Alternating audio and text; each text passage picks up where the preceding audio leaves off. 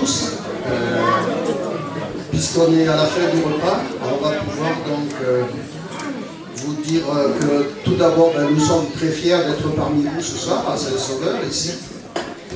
La Torre Barabane, elle vient de Saint-Chély, certains d'entre vous la connaissent, bien sûr. Et il y a parmi nous des membres qui ont des fortes attaches à Saint-Sauveur.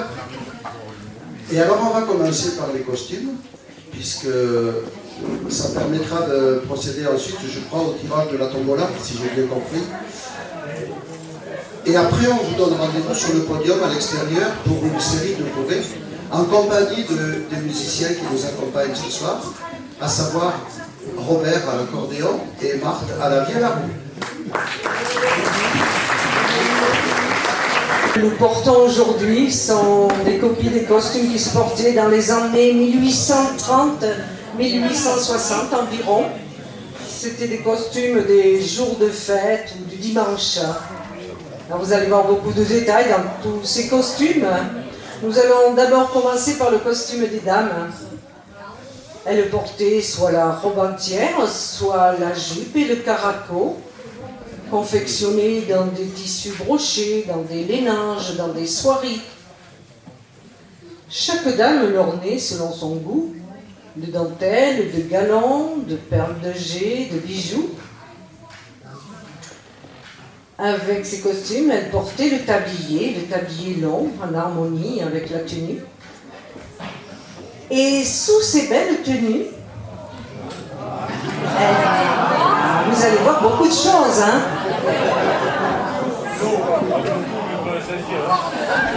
Ah oui, et puis en plus sur l'estrade, vous verrez tout, hein.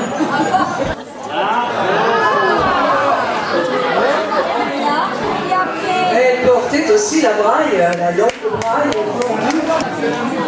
Elle portait aussi la coiffe, dont le fond est parfois brodé ou avec des incrustations de dentelle.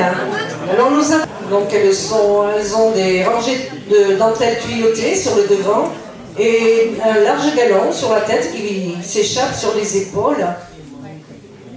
Nous avons un autre modèle de coiffe blanche aussi. Nous avons aussi celle de l'Aveyron, mais elle ne peut pas être présente aujourd'hui. Avec ses coiffes, elle portait parfois le chapeau. Nous avons le marquis de la Margeride.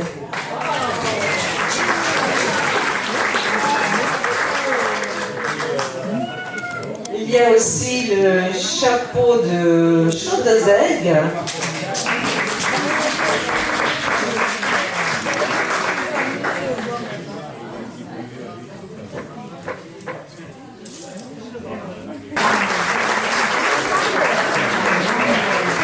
Les messieurs portaient soit la blouse, soit le gilet. La blouse, on pouvait encore la voir il y a seulement quelques décennies sur nos champs de foire.